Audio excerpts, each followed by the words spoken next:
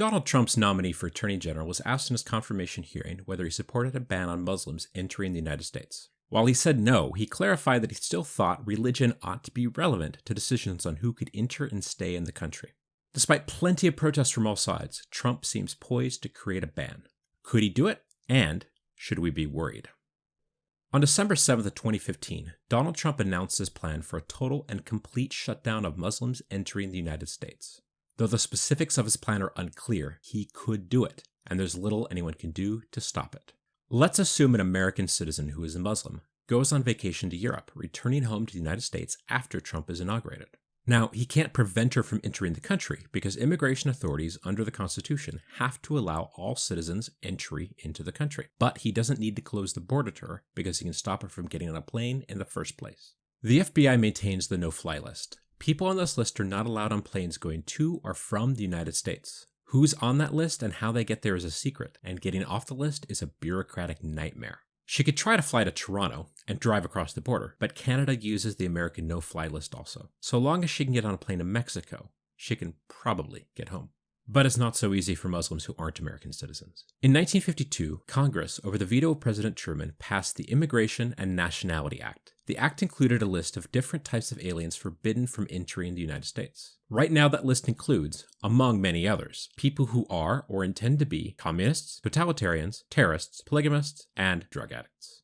If that list weren't expansive enough, Trump could rely on another part of that law, which gives the president the power to forbid any people or class of people from entry if he determines them to be detrimental to the interests of the United States. He could simply say that further immigration of Muslim people would be detrimental because they would cause racial and religious tension that leads to violence. He doesn't even need to say that Muslims are violent. The fact that other people are violent toward them would be enough. His own racially charged speech against Muslims creates his own justification that they could be excluded. What can he do about all the Muslims currently in the country? Trump has discussed the idea of a Muslim registry, keeping track of everyone in the country, but it's actually not a new idea. It's already been done. After the September 11 attacks, the government started the National Security Entry-Exit Registration System. People entering or living in the United States from a list of countries had to register. That list was Afghanistan, Algeria, Bahrain, Bangladesh, Egypt, Eritrea, Indonesia, Iran, Iraq, Jordan, Kuwait, Lebanon, Libya, Morocco, North Korea, Oman, Pakistan, Qatar, Saudi Arabia, Somalia, Sudan, Syria, Tunisia, the United Arab Emirates, and Yemen. Maybe you notice something common about all but one of these countries. You don't have to mention religion if you can just build a long list of countries where most of the Muslim people live.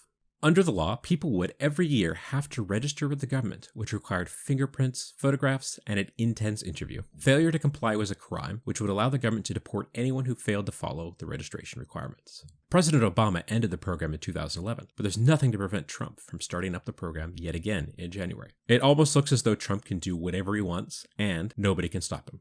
In a way, that's true.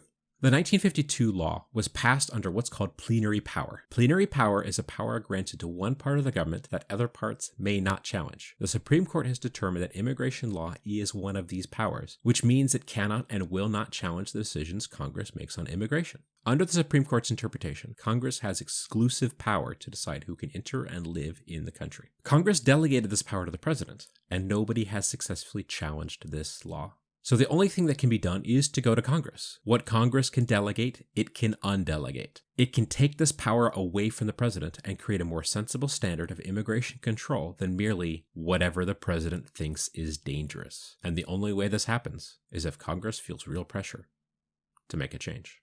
Hey, thank you for watching. This was the first in what we hope will be a lot of fantastic videos. Now, I hate it when YouTubers end a video with like, share, and subscribe, but actually the research shows it makes a huge difference. So if you find our videos informative or interesting, or you just kind of want to take pity on us, well, you know what to do.